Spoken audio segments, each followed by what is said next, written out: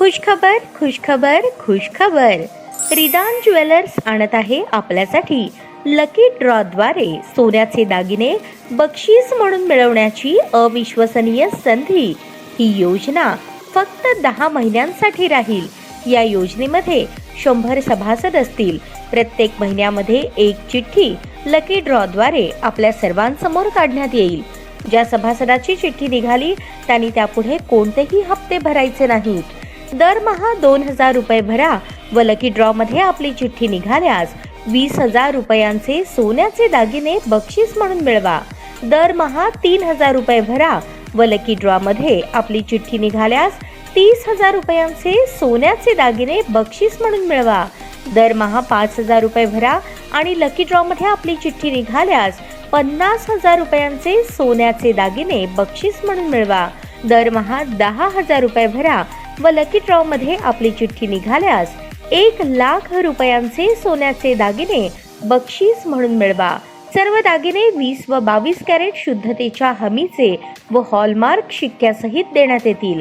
आजच आपली नाव नोंदणी करून लाभ मिळवा. आमचा पत्ता रिदान ज्वेलर्स, चांदणी चौक, फॉरेस्ट, सोलापूर. संपर्क शाबाज हुंडेकरी 86 248 780 06. जाकीर शेख 74 99 10 12 86. नियम व अटी लागू.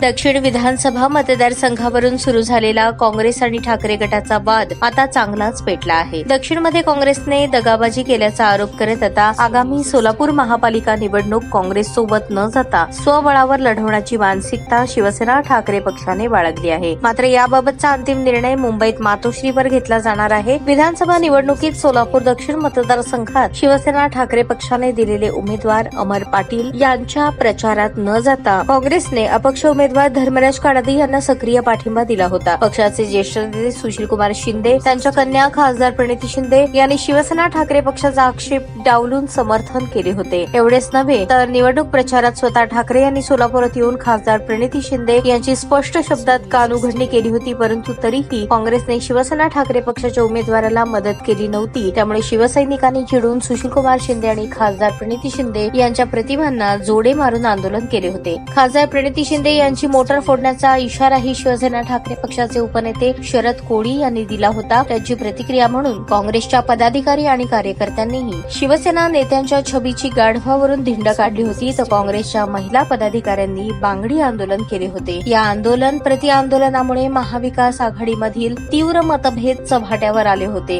त्याचे पडसाद आगामी स्थानिक स्वराज्य संस्थांच्या निवडणुकांमध्ये पुन्हा उमटण्याची शक्यता वर्तवली जात आहे. विशेषतः सोलापूर महानगरपालिका निवडणुकीत महाविकास आघाडी एक दिलाने एकत्र येण्याची शक्यता धुसर दिसते. कोणत्याही परिस्थितीत काँग्रेसच्या सोबत न जाण्याची मानसिकता शिवसेना ठाकरे पक्षाने बाळगली आहे. ताज्या बातम्या पाहण्यासाठी प्राईम महाराष्ट्र न्यूज चॅनलला सबस्क्राईब करा.